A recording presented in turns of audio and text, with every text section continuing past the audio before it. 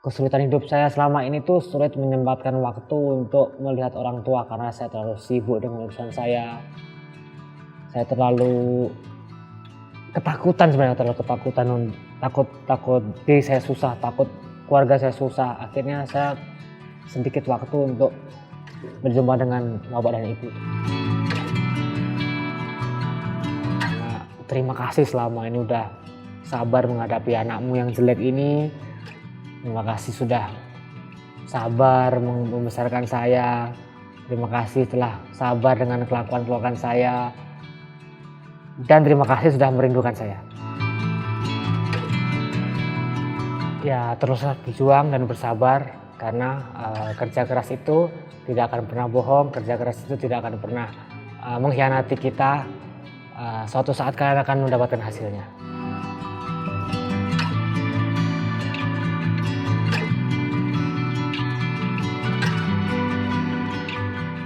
Jeremy Siregar, sepengetahuan saya dia petarung yang berattitude baik, dia mempunyai karakter yang bagus, latar belakang dia seorang guru olahraga yang udah pasti berusaha ngejaga attitude dia, ngejaga sopan santunnya, karena namanya seorang guru pasti harus mengajarkan muridnya etika yang baik. Selama ini saya respect sama Jeremy Siregar, saya hormati dari segi karir dia ataupun dari segi petarungnya.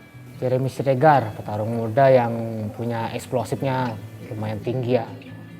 Ledakan-ledakannya cukup bagus.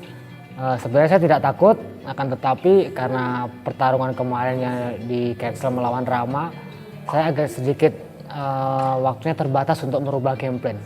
Nah, itu jadi kendala saya yang tinggal beberapa hari ini menghadapi fighter.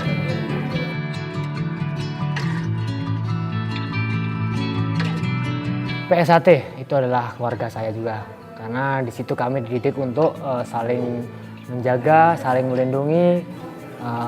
Saya bisa mengenal lebih jauh apa itu arti makna persaudaraan, karena PSAT kan persaudaraan setiap hari terate. Banyak sekali hal-hal yang istimewa saya dapat di sana. Saudara saya banyak di sana, karena semua anggota PSAT ya itulah keluarga saya. Oke, awal PSAT saya itu dipaksa oleh orang tua untuk mengikuti pencaksilat. Karena saya terlalu lama bergelut di bidang tari, ya itu tahun 94 itu saya terlalu lama bergelut di bidang tari tradisional. Orang tua saya ngerasa, wah ini anak kayaknya nggak bener, kayaknya di kampung kami itu kalau nggak silat ya nggak keren gitu. Kayaknya diarahin, dipaksa, dengan berat hati saya ikut. Dalam setengah perjalanannya di tahun kedua di situ saya baru merasa jatuh cinta, saya bahagia, saya senang dengan PSAT itu karena kita didik untuk susah senang bersama di dalam latihan ataupun di luar latihan. Semua gerakan saya di MMA itu sudah saya kombinasi, itu baik dari Brazilian Jiu-Jitsu, boxing, Muay Thai, dan silat.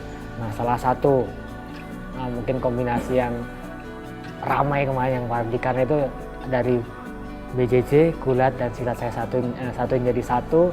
Ya jadilah kuncian baru itu, karena saya seneng banget orangnya di saat latihan itu otak-atik teknik dengan murid saya, dengan teman saya, dengan rekan tim saya. Banyak kegagalan, tapi ada beberapa temuan kuncian-kuncian baru yang lumayan efektif dipakai saat bertarung.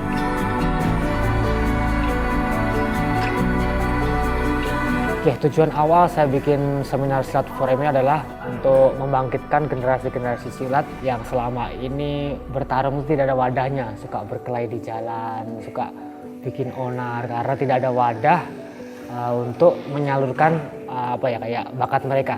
Nah, selama ini kan silat biasanya untuk sport yang biasa di pertandingan di SEA Games, PON ataupun Porda, banyak aturan-aturan yang banyak ibarat kata dibatasi, sehingga silat sendiri itu tidak keluar artinya. Dimana silat itu dia benar-benar seperti cabang olahraga bela diri lain yang sebenarnya mematikan ya, karena dipakai untuk sport, dihilanginlah itu yang seperti kayak patahan, kuncian-kuncian sendi kecil ya untuk kepentingan sport jadinya. Ya cuman poin gitu. Nah, ada beberapa pesilat yang nggak suka dengan gaya itu. Nah, mereka tidak ada wadah, makanya banyak berkelahi di jalan. Nah, dari situ saya punya ide untuk bikin seminar silat for MMA. Saya pengen ngeliatin ke mereka, ini loh ada wadahnya One Pride MMA.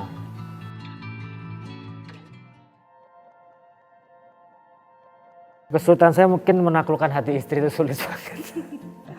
Karena selalu aja ada permintaannya. Sorry ya kalau saya curhat mah. Kesulitan hidup saya selama ini tuh sulit menyempatkan waktu untuk melihat orang tua karena saya terlalu sibuk dengan urusan saya. Ketakutan sebenarnya, terlalu ketakutan, takut diri saya susah, takut keluarga saya susah. Akhirnya saya sedikit waktu untuk berjumpa dengan bapak dan ibu. Padahal bapak dan ibu itu tidak meminta apa-apa. Beliau mungkin hanya cuma pengen lihat anaknya gitu. Selama ini kan saya menghilang, waktu saya susah saya menghilang. Sebenarnya nggak pengen melihat mereka itu kayak sedih melihat saya kesusahan gitu.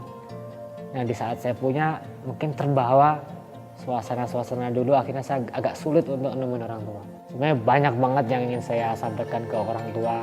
Terima kasih selama ini udah sabar menghadapi anakmu yang jelek ini. Terima kasih sudah sabar membesarkan saya. Terima kasih telah sabar dengan kelakuan saya. Dan terima kasih sudah merindukan saya.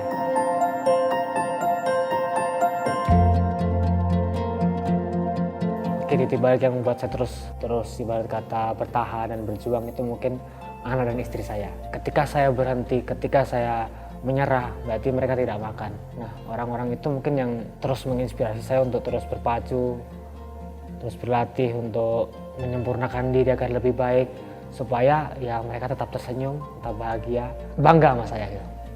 Ya teruslah berjuang dan bersabar karena kerja keras itu tidak akan pernah bohong, kerja keras itu tidak akan pernah mengkhianati kita. Suatu saat kalian akan mendapatkan hasilnya.